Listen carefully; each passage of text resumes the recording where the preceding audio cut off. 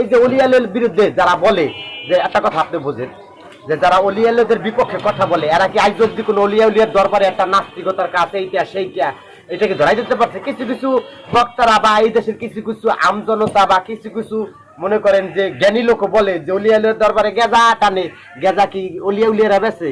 এই ব্যাককেলের ঘরে ব্যাককেলরা, এত ব্যাককেল গেজা বেছে যারা রাজনীতি প্রভাব খাড়ায় যার যার এলাকায়, এই রাজনীতি ব্যক্তিরা ওই অলিয়া উলিয়ারা নিরহ হ্যাগো দরবারে দিয়ে গেজা নিয়ে যায় বেচার লেগে, হ্যাগো সিন্টিকিট আছে, এইটা এই সিন্টিকিট দান্তারা না অলিয়ালাকে গেজা খায় না অলিয়ালের ভক্তবিন্দু খায়?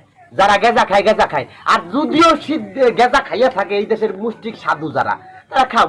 এটা এই দেশের সনাতন ধর্ম আছে। আচ্ছা, সনাতন ধর্মে এরকম পূজা আছে যা আপনার এই যে যারা বলে গেজা, যারা বলে সিদ্ধি, এই সিদ্ধি ছাড়া সেই পূজা হয় না। ঠিক আছে? তাই মুসলমান হইয়া আমার যে হাসান হোসেন যে কারবালাটা ঘটাইছে, তারা কি কোনো হিন্দু ছিল না, বৌদ্ধ ছিল না, খ্রিস্টান ছিল? কারা কারা ঘটাইছিল কারবালা? এই মুসলমান কারবালা ঘটাইছিল না? এই মুসলমানরা এই মুসলমানের ধ্বংস করবে। আজ দেখেন আপনি অন্য কোনো ধর্মে বিভেদ যাচ্ছেন, অন্য কোনো ধর্মে যার যার মনে চাই সে পেলে তার পূজা করতেছে, তার অর্পণা করতেছে, তার আরাধনা করতেছে, যার যেমনি মনে চাইতেছে। আমাদের ধর্মটা হচ্ছে কি মূল ধর্মটাকে ঢাইকা ব্যবসায়িক ধর্ম চালু করার প্রথা চালু করছে।